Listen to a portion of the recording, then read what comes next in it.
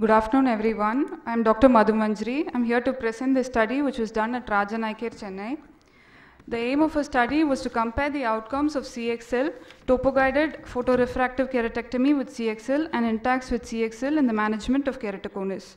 The objectives was to assess the difference in the pre- and post-operative uncorrected and best-corrected visual outcomes, sphere and cylinder, the topographic keratometric values including steep K and flat K, and topographic astigmatism. It was a prospective, non-randomized, comparative and interventional study. We included 52 eyes in the study. The inclusion criteria was clinical and topographic evidence of keratoconus, corneal pachymetry of more than 400 microns. For patients who had low astigmatism of less than 2 diopters, we opted to do only corneal collagen cross-linking. Patients having moderate astigmatism of more than 2 diopters, but less than 5 diopters, we did PRK with CXL for them. And patients who had high astigmatism of more than or equal to 5 diopters, we included them into Intacs with CXL group. Exclusion criteria: history of previous corneal surgeries, corneal pathologies like corneal dystrophy, concurrent infection and severe dry eyes, history of collagen or autoimmune disorders, pregnancy or lactation during the course of study. Each patient underwent UCVA, BCVA, manifest refraction including sphere and cylinder, pachymetry, IOP measurement, topography for steep K, flat K and astigmatism, slit lamp examination and fundus evaluation. After the initial evaluation, according to the inclusion criteria, each patient underwent the respective procedures. Patient who underwent accelerated CXL, that is 1% riboflavin drops for 30 minutes, followed by UVA irradiation for 10 minutes, were placed under group 1. Those undergoing PRK with CXL were placed under group 2. And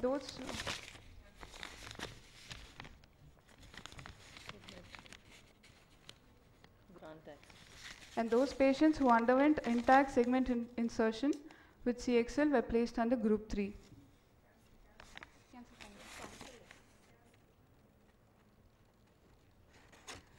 So post-operatively, all the cases were followed up for the first few days till reepithelialization of the cornea, and then on the first week, first month and 6 monthly, and then evaluated for the same parameters.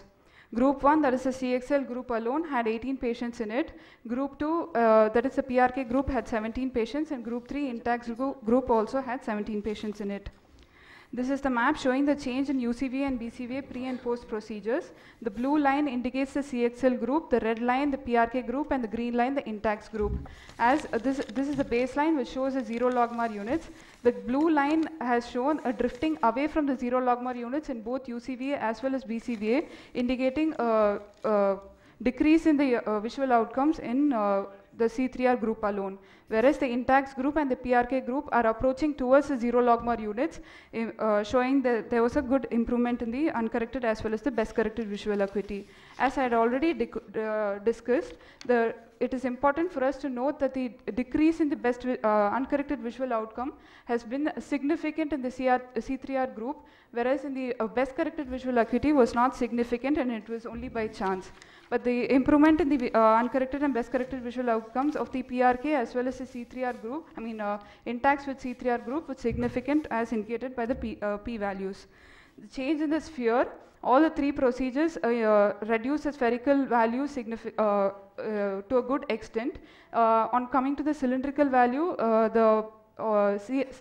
Intacs group as well as the PRK group reduced the cylindrical value, but the C3r group alone had a mild decrease in the worsening of the cylindrical value. On seeing both the graphs, you are able to see that the steep reduction of the values was done by the Intacs group. On studying the effectiveness of the sphere, it showed that although all the 3 groups reduced the spherical value, none of the 3 was significant. And on comparing to the cylindrical value, except for the PRK group, the other 2 groups had a good reduction. Change in the steep and the flat K, all the 3 procedures showed a good reduction in the steep and flat K, with the Intacs being the best among the 3 with a steep reduction in the first week itself. Studying the effectiveness on steep K, all the 3 procedures had a good significant reduction in the steep K, whereas the PRK group alone had an insignificant reduction, whereas the other 2, that is the C3r and the Intacs group, had a significant reduction of the flat K as well. Coming to the change in the topographic values, all the 3 procedures showed a good reduction in the topographic astigmatism, and the effectiveness was also significant. I've put up some of the topographic pictures of patient who underwent C3r and the other procedures. This patient who underwent C3r had showed a mild change in the topographic value, but this refraction was not of much change. Patient who underwent PRK with C3r showed a good change in the topographic maps, and the refraction also had a good change from which came to plano power and planospherical value and a -3 cylinder. In tax patient who showed a remarkable change of topographic map as well as the refraction value, where the cylindrical power reduced from -9 to -2. So my conclusion is that the topographic parameters of CXL showed a good improvement, but the visual acuity and the manifest refraction was not of much promising. PRK with CXL and Intax with CXL also showed remarkable corneal topographic outcomes by flattening the cone and improvement in the overall shape. Therefore, I would conclude that Intax with CXL appears to be the most promising procedure among the three in improving all the parameters, chronologically followed by topo-guided PRK with CXL, and last being CXL alone in the management of keratoconus. Limitations: our study was only for 6 months. A longer follow-up period would have had a better assessment of safety and efficacy. Our study sample was only 52. A larger sample size would have added more statistical power to the study.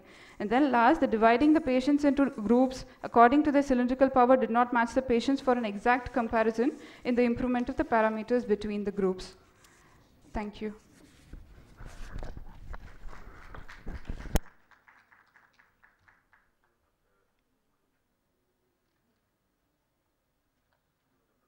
Yes, sir. Thank you.